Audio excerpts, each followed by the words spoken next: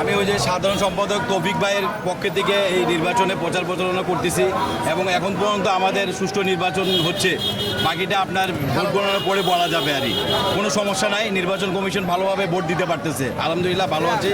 আর দীর্ঘ আপনারা জানেন যে 17 বছর পরে এই মুহূর্তে ভালো একটা নির্বাচন দিতে পারছে নির্বাচন কমিশন, ওনাকে আমরা অসংখ্য ধন্যবাদ জানাই।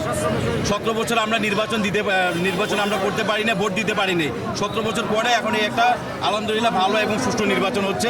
আমরা এই পরিবেশ সৃষ্টির জন্য নির্বাচন কমিশনকে অসংখ্য ধন্যবাদ এবং আপনারা যারা মিডিয়া আছেন আপনাদেরকে অসংখ্য ধন্যবাদ। আর আমার বড় ভাইয়ের মার্কা হচ্ছে সাইকেল মার্কা। সাইকেল মার্কায় আমরা সাইকেল এবং বাস, আমরা ওনার সভাপতি সেক্রেটারি হচ্ছে সাইকেল মার্কা, আমরা ওনার প্রচার প্রচারণা করতেছি আর কি।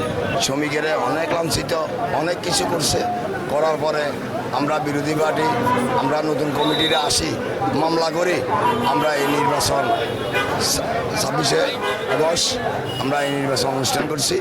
ইনশাল্লাহ সবাই শান্তিভাবে ভোট দিতেছে। আমি ইলিয়াস।